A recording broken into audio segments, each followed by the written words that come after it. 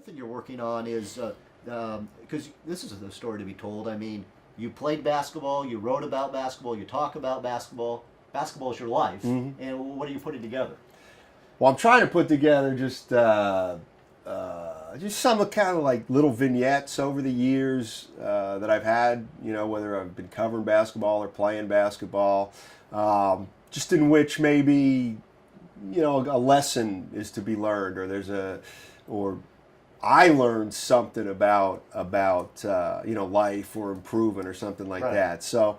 And I've tried to put together a and this list. Is real. This isn't Turquoise Irving. No. Turquoise Irving is real. Okay. Turquoise Irving, my friend. Hold on a second. Is that up towards the top of the list? How many of these can you share? Turquoise Irving. Irving's story is number 24. Be true to your word. Well, that's very true. Right. So what I learned from Julius and Turquoise Irving was to try to be true to your word. We don't want to totally throw them under the bus, but. No, we can. We can. Okay. Yeah, we can throw them under the bus. They didn't. They didn't keep their word. Well, and also Doc, he kept on fathering kids while. Well, nevertheless. That's what I'm saying. So he wasn't true to his word. So the whole family. Correct. The whole family. I'm helping you out here. The whole family had issues.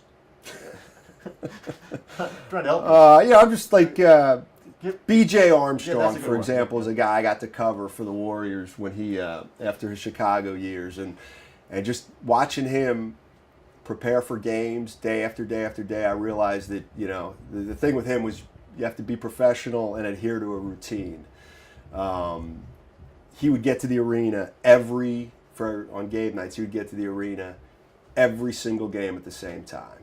He would have his cup of coffee before the game at the exact same time. He would go out to take his practice shots before the game at the exact same time. He would shoot from the exact same spots, the same number of attempts.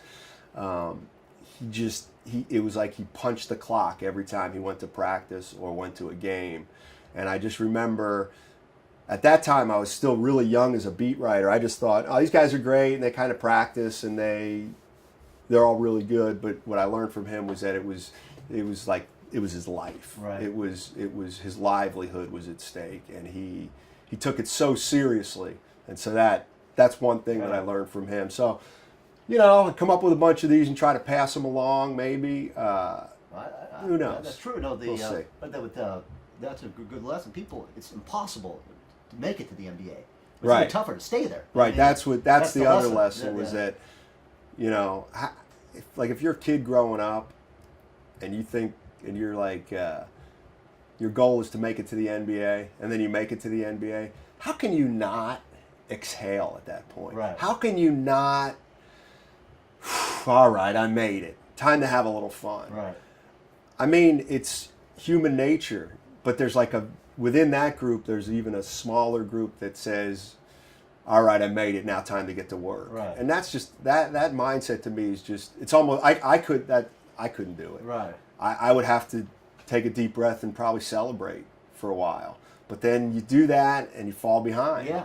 So that's the one thing I learned from B.J. Armstrong, which is how seriously you have to take the game to be really good at it and to stay in the league if you're not. Yeah, he played probably about 10, 15 years. Yeah, 3 played a long championships time. with the Bulls.